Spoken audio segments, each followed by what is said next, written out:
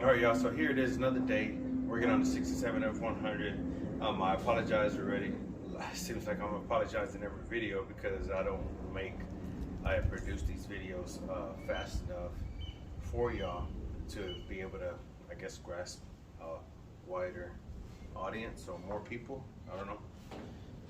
But anyway, over here working on the 67 F100. I'm gonna show you a couple things that I've adjusted and that I've installed on this truck. I've adjusted the driveline angle on this thing because it used to vibrate. I had taken this truck to my job, which is close to an hour away. Just going, it's an hour away, and the truck did good the first 2 times. This last time, which was yesterday, whenever I took the truck, I was having a slight issue, but it seemed to be also the map sensor was going bad, and I would have replaced that. Truck runs perfect. After adjusted driveline angles, I did still have a slight vibration, but not nearly as bad. So I still have a little bit of adjustment that I got to do.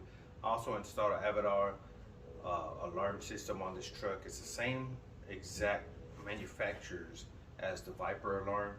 The only thing is it's a little side branch of them. So if you order any kind of sensors or anything for the Viper alarm, you could actually use those sensors for the Avatar system.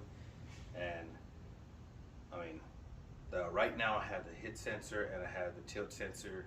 I'm trying to put as many deterrents as I can on this truck to deter thefts from actually messing with this truck. I've installed a kill switch, the alarm system, tilt sensor, hit sensor, wheel locks, and yeah, I'm just trying to give thieves a really hard time getting this truck, but nothing's foolproof. You already know that. But yeah, let me show you what I got going on.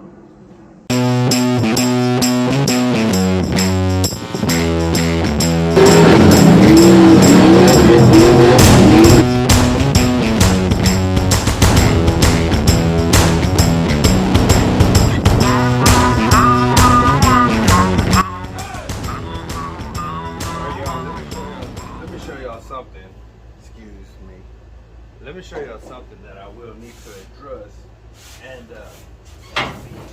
what I'm talking about right away. But look at this. I like a Wild West wagon, and we will need to adjust that. Alright, so y'all already seen it was pretty dramatic. The suspension is not there whatsoever.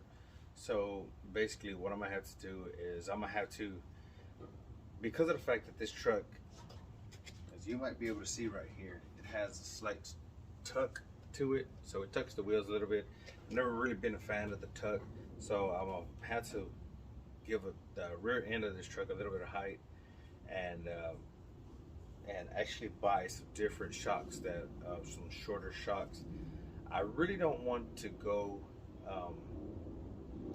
coilovers, only because this is, even though this is going to be my daily driver, it's still a truck. It's still going to be used as a truck. It is not a show truck, as I mentioned in almost every one of my videos. I'm still going to be throwing furniture, trash in the back of this thing. I'm still going to be four-wheelers or go-cars and moving stuff or whatever. I mean, I'm still going to be using this thing like a truck. It's not going to be used like a vehicle. I mean, like a regular car.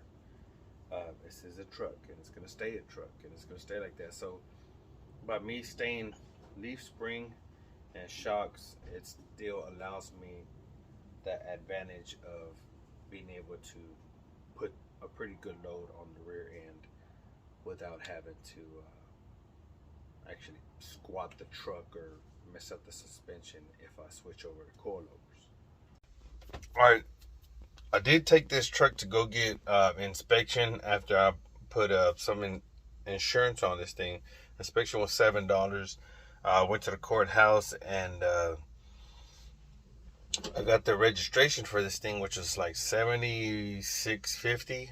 I got new license plates for the front and the back, only because right here in the state of Texas, you have to have a license plate in the back and the front. You can't just have it in the back. They could stop you for that and write you a ticket. That's dumb, but whatever. We're going legal with this. We're not going illegal. But yeah, already got it done. So here it is. I'm installing this Walmart Bluetooth radio that's like 20 something bucks. Cheapest thing you could ever find. But this is temporary. I actually had this thing. I've been having it for quite a while. I'm putting in this thing just for right now. I am gonna have to fix all of this crap that the previous owner did. I guess they were trying to put in a double din, and man, they messed this thing up pretty good. So that's a little project for later on, but we got to see if I can make this thing work. So I did install horn, because the horn wasn't working before. It sounded like crap. I don't know if y'all know, but there's two horns. There's two horns for every vehicle. If only one of the horns is working, it sounds stupid. And that's the problem that we're having with this truck. So I went ahead and bolted down the little horn assembly onto the truck in the front, wired everything up, and so now we got a horn. Now with the windshield wipers, I was able to finish up the wiring with the windshield wipers. There they go right there. I don't have the truck on, but they do work. I accidentally got the wipers are a little bit short on this thing, so yeah.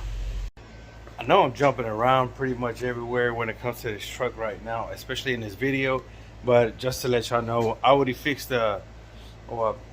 mostly fixed the suspension issue. It's not as hard. It's still a little bit rough. It's not as hard anymore. Basically what I did, let me show you, is y'all can see underneath there, I actually flipped that the hanger, and I actually need to do something with the shackles themselves. Also solved a lot of the vibration issue.